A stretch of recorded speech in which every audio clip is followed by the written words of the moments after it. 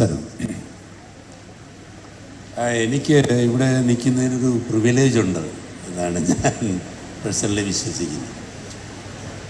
Day 1 മുതൽ C കേരളത്തിൻ്റെ കൂടെ നടക്കുന്ന ഒരാളാണ് ഞാൻ. 7 വർഷമായി. ഇപ്പോൾ എൻ്റെ 4ാമത്തെ പ്രോജക്റ്റ് ഇങ്ങനെ പോയിക്കൊണ്ടിരിക്കുകയാണ്.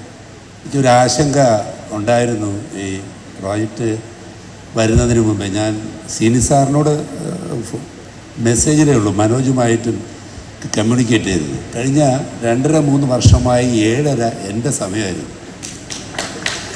കുടുംബശ്രീ ശാലയുടെ സമയമായിരുന്നു. അപ്പം ഞാൻ അവരോട് ചോദിച്ചു, മലയാളത്തിലെ 1-ാം നമ്പർ TRP കിട്ടുന്ന സീരിയലിനെ കോമ്പീറ്റ് ചെയ്തുകൊണ്ട് നമ്മുടെ ചാനലിൽ, ഞാൻ ഫാമിലി എന്ന് വിശ്വസിക്കുന്ന സി കേരളം ചാനലിന് നിൽക്കുന്നതിന് വേണ്ടി ഞങ്ങൾ പിടിച്ച് നിൽക്കുന്ന ഒരു എഫർട്ടുണ്ട്.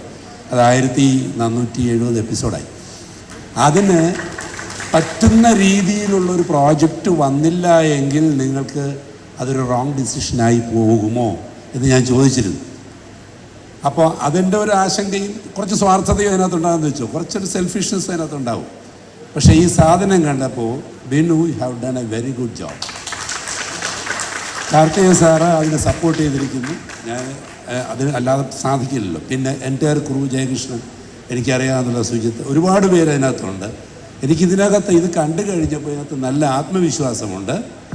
പിന്നെ നിങ്ങളുടെ ഉത്തരവാദിത്വം കൂടെയാണ് ഇത് നമ്പർ 1 ഒരു ഫ്രണ്ട് റണ്ണറായിട്ട് ഈ ചാനലിൽ മുമ്പോട്ട് കൊണ്ടുപോകുന്നതിന്.